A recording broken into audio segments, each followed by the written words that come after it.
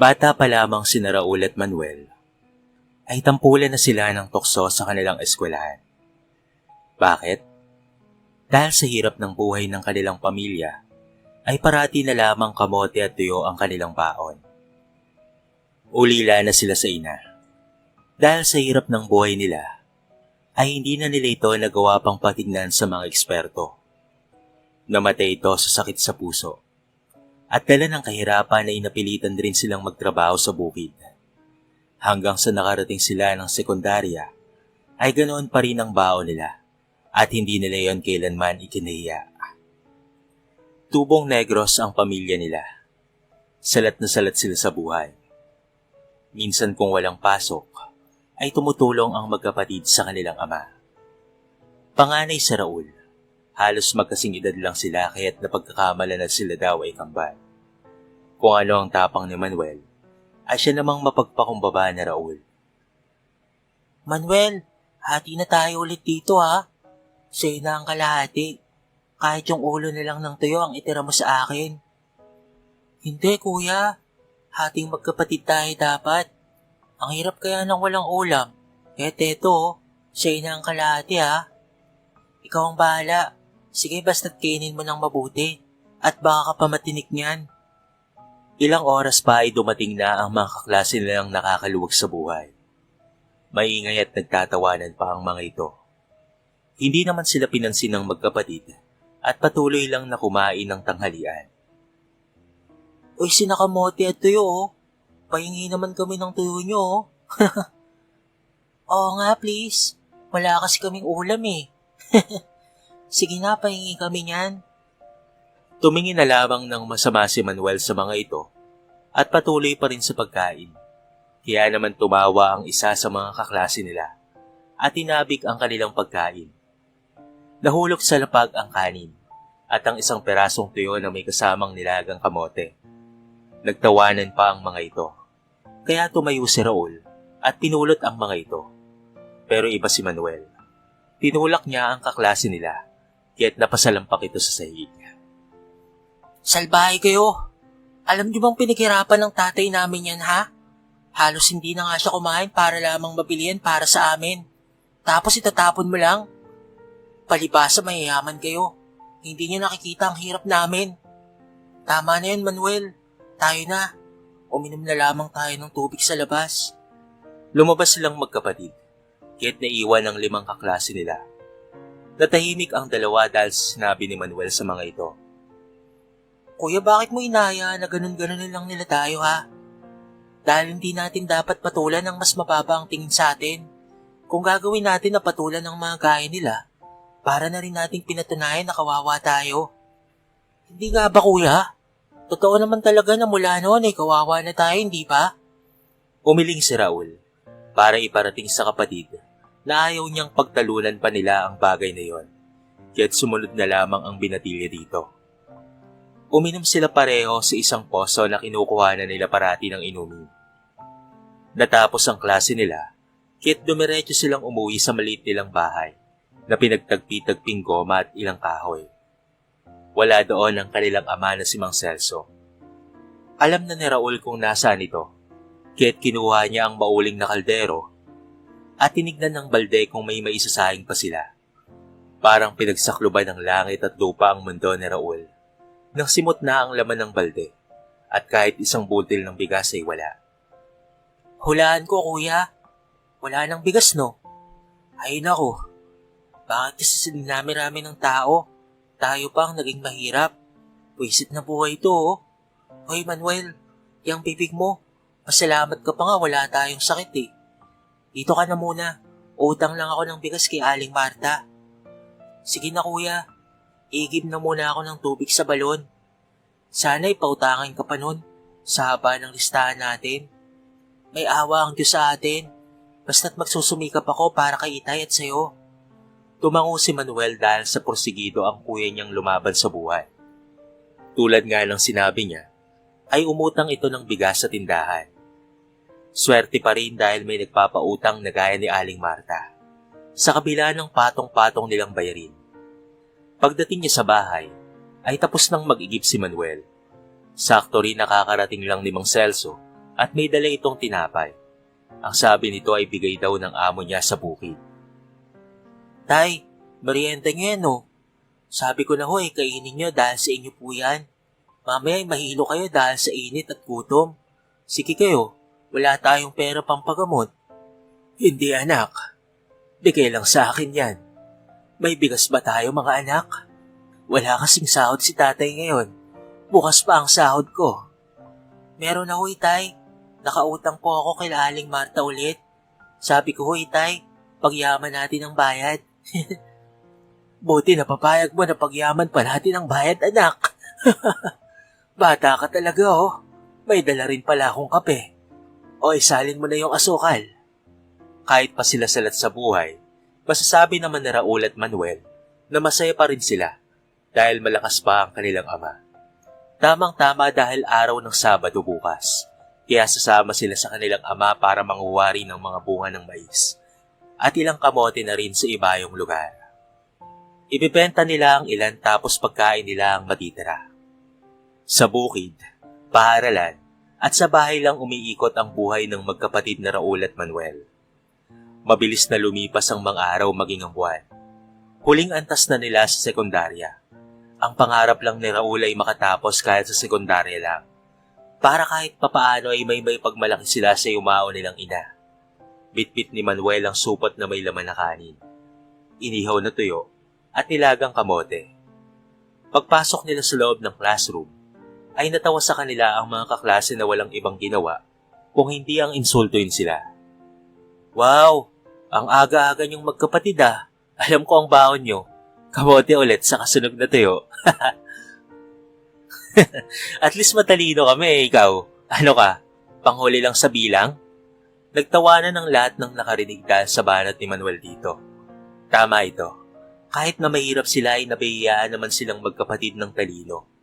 Naupo na lang ang magkapatid habang galit na galit si Obet dahil napahiya siya sa karamihan.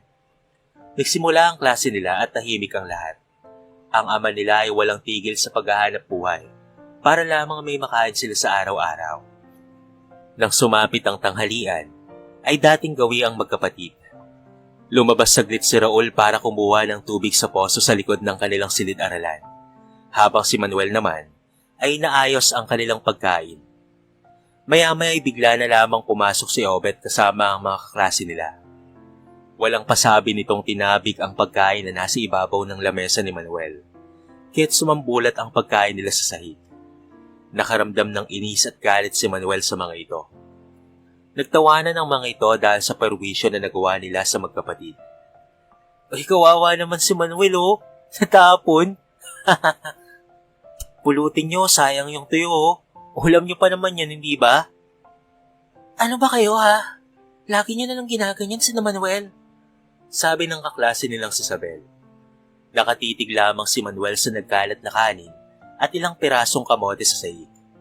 Ilang sandali pa ay lumod dito at isa-isang pinulot ang mga pagkain na natapon nila.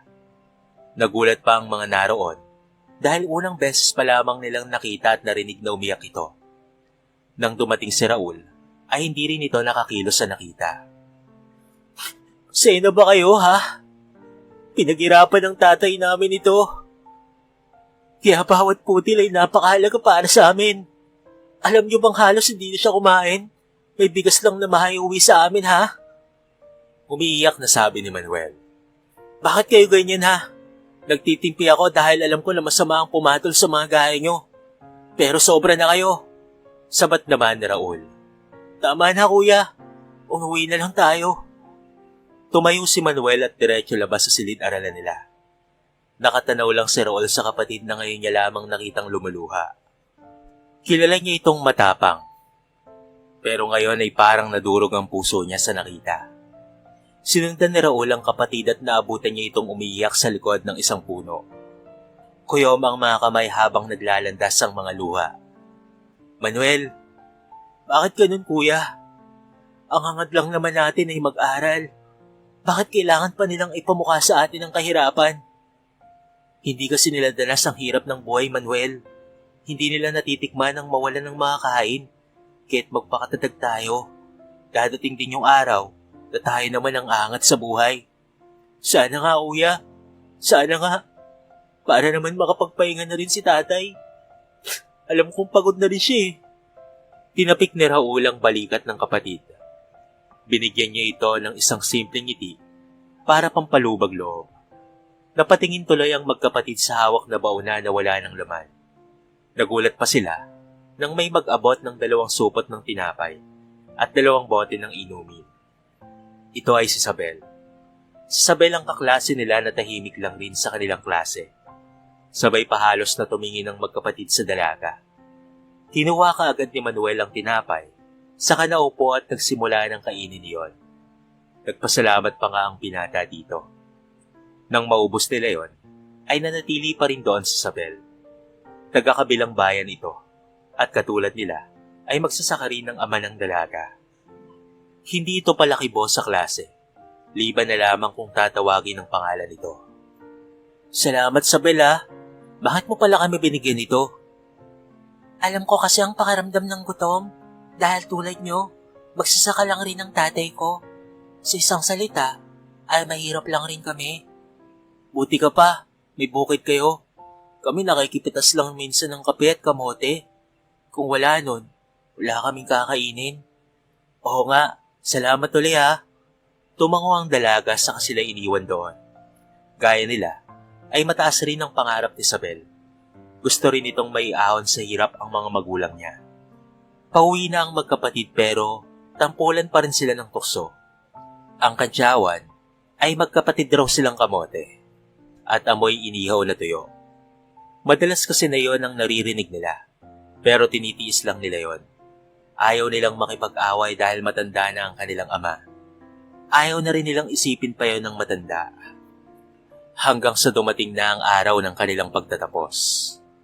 Nakuha ni Raul at Manuel ang pagiging salutatorian at si Manuel naman ay isang valedictorian. Suot ng kanyang ama ang kupas na polo at itim na pantalon na may kalumahana. Hindi yun ikinahiya ng magkapatid, bagkos ay ginawa nilang inspirasyon para makatapos. Unang tinawag si Raul para tanggapin ang karangalan na alay niya para sa ama. And now, let's call in here on stage, Raul Diaz, our salutatorian. Tumayo si Raul ng may luha. Kinuha niya ang kamay ng ama at sabay silang umakyat ng entablado. Nagsalita pa ang binata kaya't natahimik ang paligid. Maraming salamat po para dito. Alay ko at handog ko po itong medalya para sa nag-iisang tao na hindi bumitaw sa aming magkapatid. Tay, para po sa inyo ito. Hindi man tayo ganun kayaman, gaya ng iba. Pero pangako ko sa'yo, na iahahon kita sa hirap. Mahal na mahal ka namin ni Manuel. Ganun rin si inay. Nagpalakpakan ang mga tao at kapwa nila nagsipagtapos. Luhaan ng tatay niya maging si Manuel. Sunod na tinawag ang kanyang kapatid. Gaya ni Raul, ay kinuha rin niya ang kamay ng ama. Isinuot ang medalya sa tatay Celso niya. Kahit naiyak ito maging ang mga guro. Tahimik lang ang iba pati yung mga bully na kaklase nila at matiim na nakikinig. Itay, kuya, hindi ko akalain na makukuha natin ang medalya na ito. Tay, ikaw ang dapat magsuot niyan dahil kita namin ni kuya ang hirap mo araw-araw na aalis ka. Kahit pa sabihin na kamote at inihaw na tuyo lamang ang ulam namin, ay napakasarap na. Katatawanan man sa iba, pero para sa amin ni kuya, ay ginto na yon para may mailaman sa sikmura. Palakpakan ng namayani dahil sa tinalumpati nilang magkapatid. Maging ang mga guro ay napaluha rin. Binati sila ni Isabel, ganoon rin ang mga magulang nito. 3 buwan ang lumipas. Naging mailap ang trabaho sa magkapatid. Kahit naisipan nilang magtinda ng minatamis, at yun ang nagdala at nag-angat sa buhay nilang mag-ama. Sa husay at galing sa pagluluto ng minatamis ni Raul, ay naging mabenta ang kanilang tinda. Hanggang sa unti-unting nakaipon sila at nakapag-aral ng kolehiyo. Mahirap man ang buhay, ay sinikap pa rin nila. Aral sa gabi, at tinda naman sa umaga, na napagtagumpayan nila. Cassava cake ang produkto ng magkapatid na nakilala hindi lamang sa lugar nila, maging sa kalapit bayan. Pagkatapos ng maraming taon, ay unti-unti nilang naipagawa ang kanilang bahay. Nakabili rin sila ng ilang mga lupa. Hanggang sa tuluyan na nga silang nagtagumpay sa buhay dahil sa kanilang kasaba cake na pinangalanan nilang RMC Delicacies. Hanggang sa maisipan nilang magkaroon ng isang reunion para makatulong sa iba kung sakaling may mga nangangailangan ng trabaho. Dahil sa lahat ng parte sa mundo ay may branches sila, kaya kailangan nila ng tao. Kuya, kinonta ko na yung mga naging teachers at kaklase natin noong high school. Game sila sa reunion. Nakausap ko na rin si Isabel na siya na ang bahala. Mabuti naman, maganda yung naisip mo. So, we need to go back to the Philippines? Sama natin si tatay. Oo kuya, mabuti at naging empleyado natin si Isabel, hindi ba? Wala bang nabubuong pag-ibig sa inyo? Lagi kitang nakikita na nakatingin sa litrato niya eh. Sira ka talaga. Sige na, pupuntahan ko lang si tatay. Kasalukuyan silang nasa Dubai para sa opening ng kanilang branch doon. Masaya si Raul dahil nabigyan nila ng magandang buhay ang ama. Labis ang pasasalamat nito sa kanilang magkapatid. Pero sa huli, ay sila pa rin ay yumuko at nagpasalamat. Dahil kung hindi dahil dito, ay baka wala sila ngayon sa kinaroroonan nilang tagumpay. Nakinig sila sa mga payo nito noon. Nang makabalik sila sa Pinas, ay ganoon na lamang ang tuwa ng mga dati nilang kapitbahay. Hindi sila nakalimot na bigyan ito ng konting tulong. Tinawagan rin siya ni Isabel para ipaalam na alam na ng mga batchmate nila ang reunion na gaganapin at sinabi ng magkapatid na sagot na nila ang pagkain.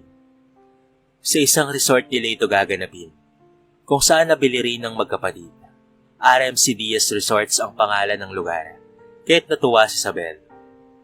Manuel, si Tay, lumabas na ba? Lumabas saglit kuya, makikipagkwentuhan na ata doon. Pasok lang ako sa kwarto ha, tawagan ko lang si Joanne. Sige. Nagluto si Raul ng lilagang kamote at nagsalang ng mainit na tubig. Sakto ang uwi ni Mang Celso at paglabas ni Manuel sa kwarto nito, nakangiti ang tatay niya nang makita ang umuusok na kamoteng kahoy. Kain na po tay. Manuel, tara kain tayo habang mainit pa ito. Namiss ko to kuya, noong mga panahon nang walang-wala tayo. Ngayon dito na tayo, successful na at malayo na ang narating. Natutuwang sabi ni Manuel. Kaya gawin natin ang lahat para makatulong rin sa iba. Kain na tayo, sabi naman ni Raul. Sumapit ang araw ng pagkikita nilang mga batch noon. Kasama nila ang ama at lulan sila ng isang sasakyan na itim. Malayo pa lamang sila, ay tanaw na nila ang mga kilalang mukha. Walang mga nagbago sa mga ito. Wow, ang daming pagkain ah. Magbabalot ako niyan para kay mama. Grabe ka, Obet. Patay gutom ka talaga. Hintayin natin yung nag-set nito. Ang sabi ni Isabel sa GC, di ba? Parating na raw. Sad naman ni Grace. Teka, kamusta na kaya yung magkapatid na kamote at inihaw na tuyo lamang palagi ang pagkain? Darating kaya ang mga yun? At tignan mo, ang astig ng mga pagkain, saka yung sikat na kakanin. Favorite ng mama ko yan ah. Yari talaga sa akin yan mamaya. Mayabang nasabi ni Obed. Malamang hindi darating yung mga yon. Wala na akong balita ron eh. Parang hindi ka naman nalalayo sa kanila. Sad naman ni Grace. Nahinto ang pag-uusap ng dalawa nang dumating ang isang itim na sasakyan. Tumabi pa nga ang mga ito. Si Isabel ang lula noon, kaya't halos malaglag ang panga ng ilan. Nakapagpundar din ito dahil sa trabaho niya at sa income na nakukuha nito. Ang sunod na pumasok ay ang sasakyan na lula nila Raul at Manuel at ang kanilang ama. Halos lumuwa ang mga mata ni Obed nang makita kung sino ang mga ito. Kamusta kayo? Marami tayong pagkain. Enjoy everyone. Sad ni Raul. Raul? Huwag mo sabihin, ikaw ang sponsor nito. Kami nga. Long time no si Obed. Maraming pagkain and welcome to our place. Sad naman ni Manuel. Sa inyo rin ang resort na ito? Paanong nangyari yun? Di makapaniwalang sabi ni Obed. Dahil sa pagsisipag, Obed, at kabutihan ng puso, magsikain na tayo. Sabi ni Raul sa kanya. Natulala si Obed at Chris dahil sa kanilang nalaman Nahiya sila sa mga sarili nila dahil si Obet ay isang janitor lamang sa ospital at si Grace, dalagang ina naman na may 3 anak, isang kasambahay sa Maynila. Balak na sana nilang umalis nang tawagin sila ni Raul at Manuel. Obet, Grace, saan kayo pupunta? Tayo na at maraming pagkain sa loob, oh. Ang totoo niyan, Raul, Manuel, nahihiya ako sa inyong dalawa. Ang dami kong kasalanan sa inyo noon. Kung lait-laitin ko kayo dati, ganoon na lamang. Bakit ka naman nahihiya? May mukha ka naman, Obet. Ikaw, Grace, kamusta ka na? Ha? Eto, may 3 anak na. Iniwan ang kinakasama. Alam nyo, Obet, Grace, ang nakaraan ay dapat kinakalimutan na. Mag-focus tayo sa ngayon. Tapos na yon, kaya kalimutan na natin yon. Saka mga bata pa tayo nun eh. Napakabuti nyo. Pasensya na sa mga nagawa namin noon sa inyo ha. Ang galing nyo kasi, kaya successful na kayo. Dati nalalait at pinagtatawanan pa namin ang baon nyo. Ngayon ay mayaman na kayo. Tama na yan, tara na sa loob. Ang mahalaga ay natuto tayo sa pagkakamali natin. Gusto nyo ng trabaho? Usap tayo sa loob mamaya. Hindi makapaniwala ang dalawa dahil sa alok ng magkapatid. Kaya si Obet ay hindi na nahiya at tinanggap na ang alok na trabaho sa kanya. Naging masaya ang reunion nila. Isa-isang humingi ng paumanhin ng bawat kaklase nila noon na nang maliit at nang bully sa kanila. Masaya sila ng gabing iyon kasama ang kanilang tatay. Nagpatawad at nagbukas ng bagong pinto para sa mga nangangailangan. Hindi na rin pinalagpas ni Raul na ligawan si Isabel at naging sila na nga hanggang sa tumagal ang relasyon nila at naging mag-asawa rin sa uli. Walang pagsidla ng kasiyahan ni Raul, Manuel at ng kanyang ama. Hindi man naranasan ng nanay nila ang maginhawang buhay. Ipinadama naman nila iyon sa kanilang mahal na ama. Respeto at pangunawa ang lagi nilang daladala. Kahit ganoon man kahirap ang buhay, piliin pa rin na lumaban sa hamon ng buhay. Dahil bawat tao ay may kwento at swerte na nakaabang. Basta't manalig lamang at maging mabuti palagi. Dito na po nagtatapos ang ating maiksing kwento sa araw na ito. Kayo kabarangay, ano ang napulot niyong aral sa ating kwento? I-comment niyo naman sa baba ang inyong mga reaksyon at babasahin natin ang lahat ng yan. So paano kabarangay? Hanggang sa muli, thank you so much and peace out.